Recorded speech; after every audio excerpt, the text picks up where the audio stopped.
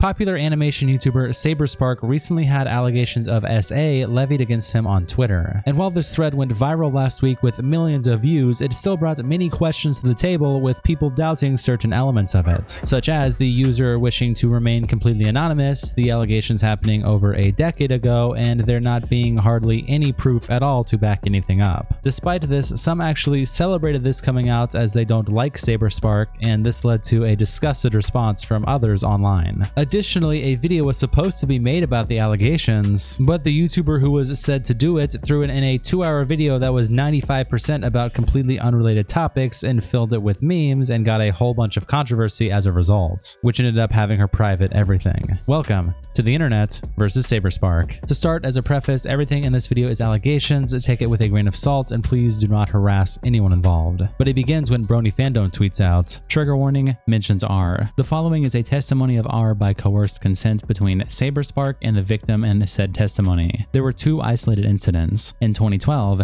and in 2013. This will all be in a video expose by I Love Kim Possible a Lot, releasing today." And it starts with a screenshot of a story attached where it says, "I became a fan of Saberspark when I was in high school when I found his essay video titled Ballad of the Brony back in 2011. After graduating and turning 18, I added him on Skype to tell him I was a big fan of his. He added me back almost instantly and we had a conversation ending with him giving me his phone number, which was a really big deal to me at the time since this was the first time interacting with any sort of celebrity. I had developed a parasocial crush on him due to being starstruck, which was something that he was aware of. We would talk on Skype and text each other semi-frequently leading up to the first time meeting him. In 2012, I went to my first pony convention. This was my first time ever traveling by myself and was soon after the 2 of us became friends. When I met up with him in person, he invited me to his hotel room and he showed me the video he was editing on his laptop, causing me to internally geek out. I was really nervous being alone in a hotel room with someone I was a huge fan of and had a crush on, but I tried to play it cool. He was 4 to 5 years older than me, making me feel more nervous and out of place. He would bring up the prospects of the 2 of us dating and how it didn't feel right for us to do so. After that, he almost immediately initiated making out with me and guided me to his bed. In this moment, he did not directly ask me for consent. I was thrown onto his bed and he would insert himself into me. Saberspark was also significantly larger than me as I was an 80-something pound 18-year-old girl, so I physically could not stop him. I felt extremely nervous and uncomfortable because I had never experienced having any sort of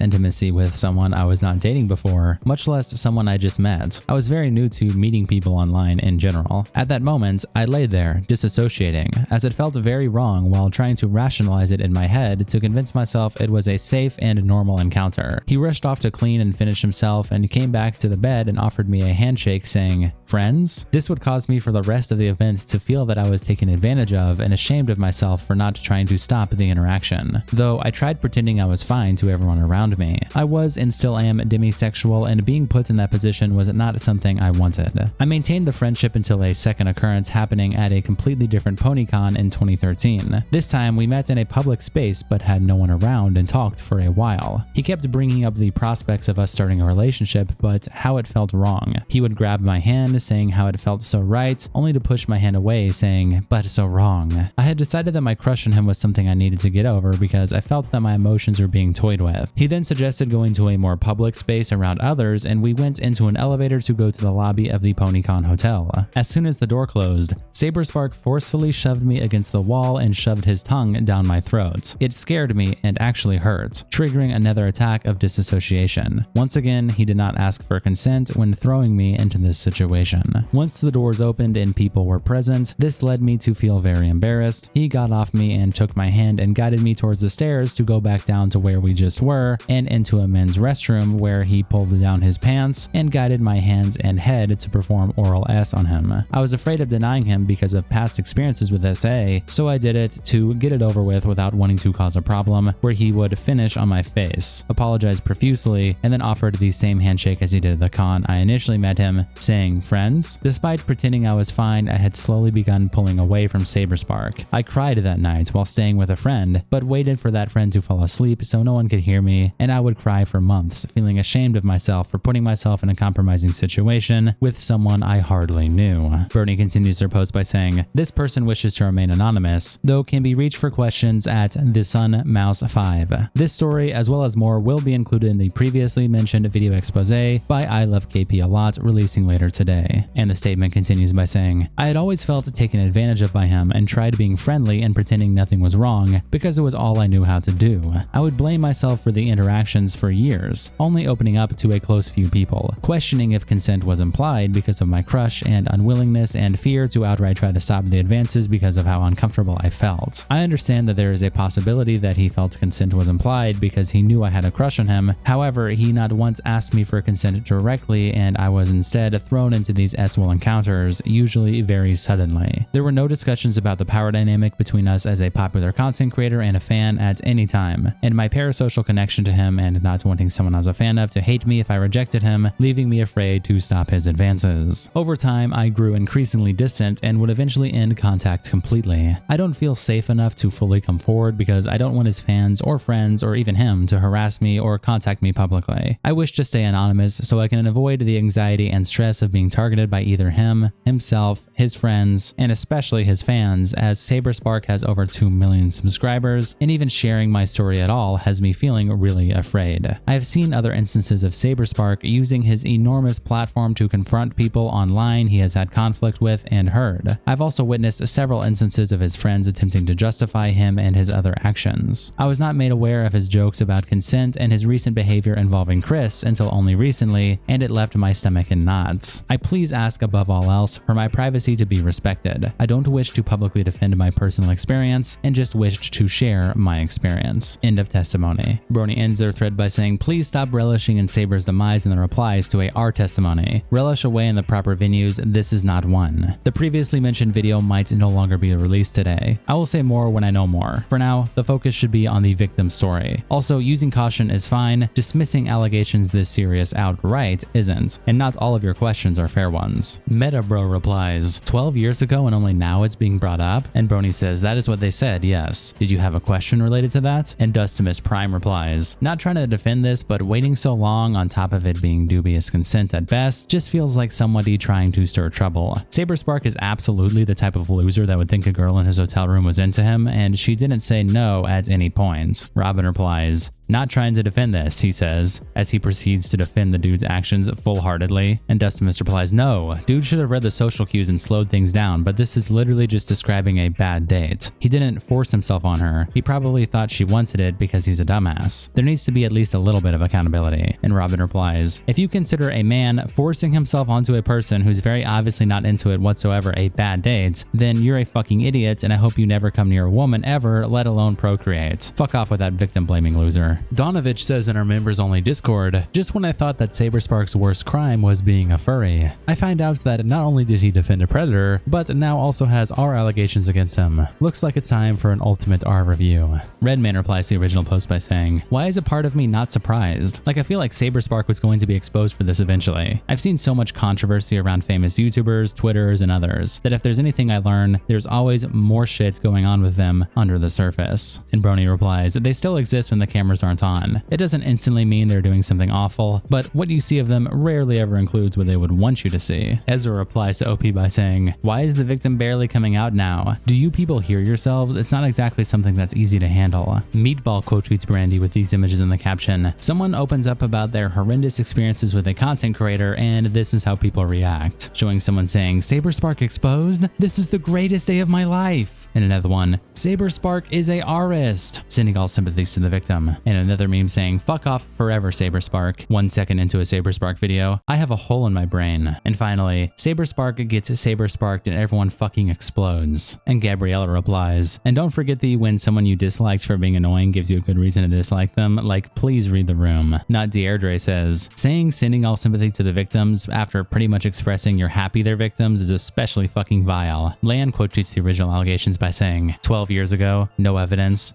anonymous person. I'm not defending Saberspark or anything, I don't like him either, and I'm all for believing victims first, but bro, how can you expect me to not take this with a grain of salt? And Yorkley replies, I'm not defending Saberspark, but... And Lan says, you can't label me as a Saberspark defender just because I have a nuanced view on the situation. That's not how this works. Bloombox quote tweets Brony by saying, it's very ironic for Saberspark to make these videos on creators being creeps while defending a creep and possibly being one himself. Attaching thumbnails from Saberspark's channel. well. Amy New quote tweets Brony by saying, I have personally been friends with the victim for over 10 plus years. I was at Canterlot Gardens and witnessed them both together. If my words mean anything, I believe them. I have nothing to gain from this. I just want my friend to be believed. I've seen people outright say they deserve this, and I'm just so sick to my stomach seeing the pro-R comments all day. It was second MLP convention. It's where I met my now husband. Conversations like that are why I always offer to staff when I go to cons. It's a lot. Things I've seen in person are why I speak out so much. I just wish I could do more. I wish I could have done more. Then some people asked the Sun Mouse questions, which is the account that is allegedly the victim, when Alex tweets out, Hi, if you're able to answer this question, do you have some sort of proof that you met Saber in the form of text logs or something of the like without it showing who you are? And the Sun Mouse says, Hello, I'm sorry for not responding sooner. Skype unfortunately wiped every chat log. I do have proof of us both attending these two events in our association, however, it would show who I am. And Okie Dokie says, you know, you can just like censor your face, right? And the Queen of Mean replies, there are still people who could recognize her by her body/outfit or recognize the setting. And the Sun Mouse says this, people could identify me. I know more people would believe me if my identity was revealed, but I just can't handle it emotionally. And Alex says, is there any form of evidence like a con badge you have? Can censor out the details. And the Sun Mouse replies with this image in the caption, about 5 years ago, I finally tossed all my con badges because I was moving and had too much stuff. I did find some emails appear where I was inquiring about talking to a guest there. And it's emails from 2012, September 18th, 17th, and the 26th from them at Canterlot Gardens, which is where the event was held. This is where the first incident happened. If I recall correctly, someone has pointed out that he confirmed his attendance to this event in his recent video. Then Brave Branch posted the tweet we just read on the R2 drama subreddit, captioning it by saying, we finally get some evidence provided by the alleged victim of Saberspark. And Frenzy Effect replies, did they actually show the emails? Because as much as I dislike Saberspark, what the hell kind of proof is this? And Megapanda25 replies, it's really not. So I got a sneaking suspicion these accusations are gonna crash and burn pretty quickly. And Rocket Jenny says, something tells me this person is doing it for clout. Even though Saber is in hot water, I doubt he'll go as far as R-ing someone which isn't his character. Final Candy 7007 says, we finally get some evidence.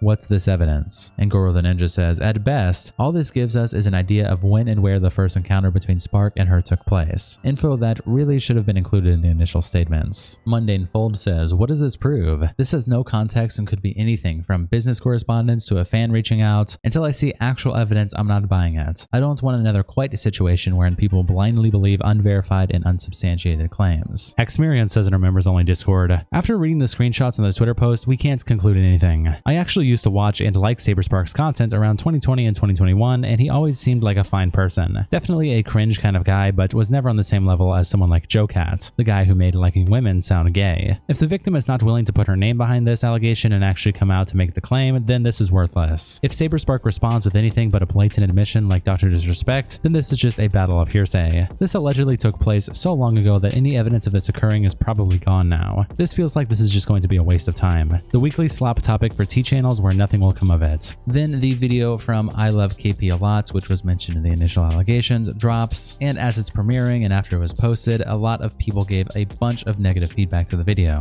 such as Minty, who screenshots it and posted, so hot take, I think this video should have been split up into two, one for DA Games and one for Saberspark. And a video with serious allegations most definitely shouldn't have had so many jokes and sketch comedy in it. Courtney, who is in the video, is being extremely unprofessional to a CSA victim who is offering a genuine criticism and concern about the video being a premiere. And she attaches chat messages of a Super Kirby Lover in the chat saying, I just said this shouldn't be a premiere. That's it. I'm not discrediting the video. I'm not discrediting the evidence. I'm open to hearing it. And Courtney replies, then don't watch it while it's a premiere. And Super Kirby Lover says, again, it being a premiere comes off to me, as a CSA victim, as making the situation a spectacle. That's it. All I said. Twisting my feelings into just complaining is really insensitive. That's really disrespectful. And Courtney replies, okay. And then someone asks, Courtney, is there a reason you're being so hostile? And she says, it's my baseline, smiley face. And Super Kirby Lover replies, if this is how genuine criticism is responded to, then I feel so sorry for any CSA victim that came to you, Courtney, or I Love KP. This is so horrific. And Courtney replies, okay, this is a spectacle, so I'm going to be a part of it, is how you sound right now, at Super Kirby story lover. Minty continues the thread showing this portion of the video that says, "We are not going to tell you to subscribe because that would be in poor taste considering the subject matter," and captions it, "Half of this video was already practically in poor taste. This shouldn't have been advertised as a Saberspark video. This was 70% DA Games, 25% Lily Orchard for some reason, and 5% Saber. If you're coming in for the Saber allegations, there didn't seem to be anything new you wouldn't find from Brony's thread." Chris Chan, yes, really, coming into the chat and everyone going crazy over it for 20 minutes was funnier than any of the actual attempted jokes in the video, by the way. Little Froky65 says in our members only Discord, "Women should be banned from making videos on sensitive topics. They are simply too emotional," attaching the archive that is linked in the description. And Willie replies, "I fear that if I click on this video, I will get multiple STDs." Then when this thread as well as a whole bunch of other criticism went viral, KP makes a tweet where she says, "Thanks for the video feedback. I'll unlist it and it will be retold." And Singing Guy replies, "Why is it unlisted though?" And KP says, "There was criticism about the tone and I found it fair, so I'm gonna fix it." However, she continues to post when she then privates the video and puts out this statement that says, "I've heard the concerns about the recent video and want to acknowledge that parts of it didn't land the way I intended. While it was reviewed by several people, including CSA survivors who were comfortable with the tone, I now understand that others experienced it very differently, and that's valid. This was my first time covering a topic of this nature, and I'm still learning how to handle serious subject matter with the right level of care. I've taken the video down and I'm considering how to approach it more thoughtfully if it's revised. The intent was never to diminish anyone's story or experience. Thank you to those who provided feedback. I appreciate the chance to make the changes necessary to give proper respect to the material discussed." Wesley replies, "First time covering a topic of this nature. To be fair, I didn't get to watch the original video before it got taken down, but didn't you also cover the Lily Orchard stuff? SA is sort of the topic of both of those videos, right?" And KP replies, "I consider the Lily video different because Lily was covered many times before, so that I wasn't presenting information for the first time." And Odinoko replies, "And you thought a long-winded, highly edited, and full of skits rant was the way to do it, ignoring the problem with tone? This also meant you delayed the spread of very important knowledge that should be ostensibly made aware to people for a month." Then Joey posts on the YouTube drama subreddit that I Love KP's video got unlisted due to the backlash, and Nick Taigai replies, "The video itself is just a giant mess. She treats the terrible allegations against the people in the video like actually shit, adding in a bunch of jokes and stupid reference humor, which for a video talking about stuff like R, P, and anti-Semitism is fucking ridiculous." And Imrono says, "Me personally, if you're gonna accuse someone of R, it should be handled with utmost seriousness. She took it seriously with the Lily video, so why not also do the same here?" And Anime Trash replies, "I think she's probably using someone's actual story for clout, which is disgusting." This Boy Animates replies, "I can't even. How do you riddle what it should be a serious video with memes and not expect massive backlash?" And Final Candy replies, "They were clearly a Mama Max fan." Then over on the actual archive, some people left comments, such as VeggieBLT that says, "Holy shit, the audio from the Eggman bit is literally me from a cosplay video. Just saying right now I am not associated with any of this. And why the hell did they use my audio instead of the original?" Kayla Says also leaves a comment saying, "Hi there, I provided the voiceover in the beginning for this video. I've gotten some questions about this. I did a voice read for KP who I'm mutuals with. They were looking for a VA and I offered. Didn't know what it was for and I'm not familiar with anyone involved. They gave me a trigger warning script to read and I recorded it. That's all I know. I was not paid. I had no parts in this video's creation and I am genuinely out of the loop on whatever controversy is happening." Timmy Sweet replies, "I can see why she deleted it." Question Blowman's quotes part of the video where she says, "For some reason people think I'm unqualified to do this," and replies, "Correct, ma'am." Brave Branch posts on the YouTube drama subreddit, "Saberspark seems to be deleting comments commenting about the accusations. I checked the comments on his latest video and I saw a lot of people talking about the accusations, but once I checked on it again, all of them were gone." Space Fluttershy replies, "This isn't surprising. Any comments about him defending Black Griffin have been getting wiped for months now at least." This Boy Animate says, "I understand him not wanting to live stream at this time, but if he's deleting comments, that's extra sketchy." And Player Sarah replies, "How so? If he leaves the comments up there, his general audience starts dropping because they think he is guilty. Plus, based on the evidence we currently have, which is bordering on sweet fuck all, it's all just hearsay and rumors. I'm inclined to believe that it's all bollocks until we actually see something substantial." Shout out to our tier 3 members, internet representatives Kiko and Salsao. Thank you guys so much for the support, and I'll see you all in the next episode.